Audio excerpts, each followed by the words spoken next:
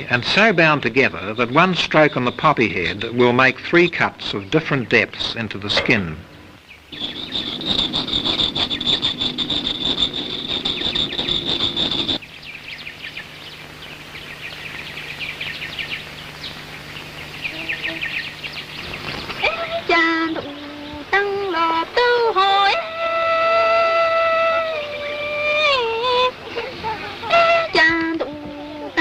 Poppy heads are tapped only if mature. They are skillfully cut so that the sap will exude outwards rather than become absorbed in the seed. It is left to congeal for several hours until the harvesters come to it on their second trip through the fields.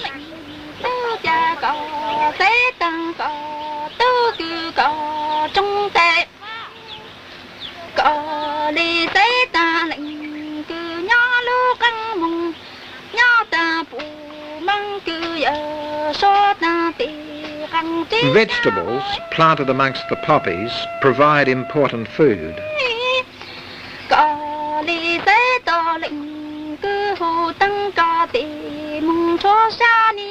As he is working alone, Tong makes convenient containers for his opium out of poppy petals.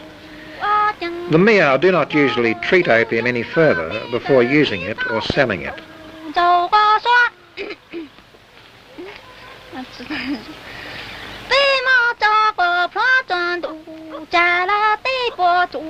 In the village, opium is smoked mainly by the older men and sometimes old women, because younger men are becoming aware of the risks of addiction. Carlau, now retired as headman, has smoked in moderation for years.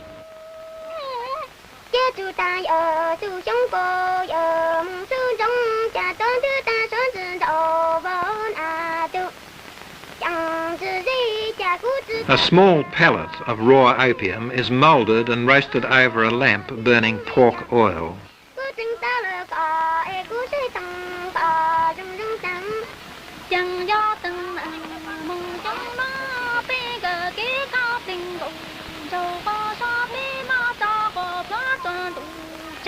Some of the pipe bowls are prized ancestral possessions, and in fact originated from Annamese potters more than 5 centuries ago.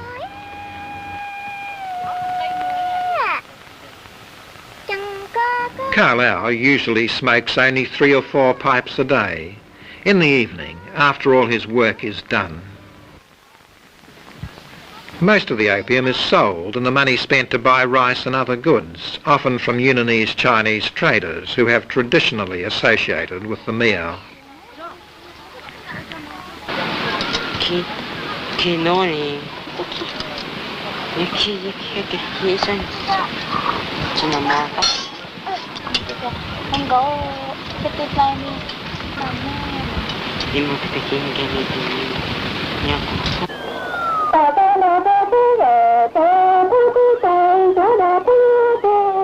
Nowadays, if a harvest has been good, a radio may be bought. And because it was outstandingly good last year, a new fashion in aluminium roofs has come.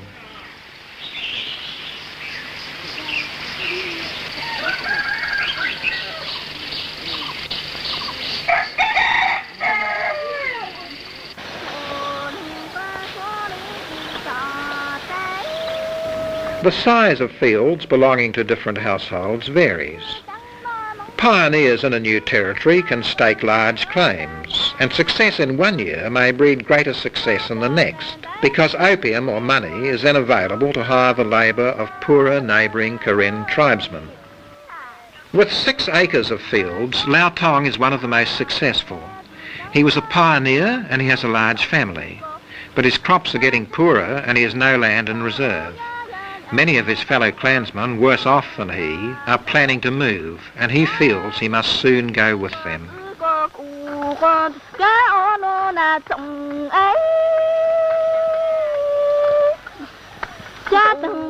It is the traders, with multiplying profit all down the line, from village to world capitals, who get the wealth from opium.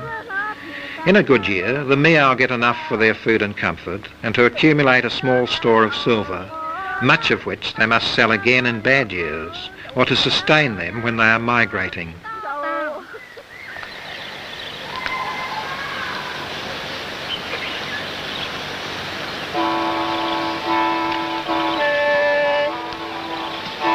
Because they are solid silver, rupees, Indian or Burmese, are still the favoured currency in the hills and the only form of money acceptable in bridal exchanges. Ju Yi has had a good opium year and so is adding to his household stock of silver neck rings. In many ways they may be of value to him, as wealth held in reserve, as a means to obtain wives for his sons, and as ornaments for his daughters at the coming New Year festival. Several men in the villages can make the rings, but Ju Yi is the most skilled.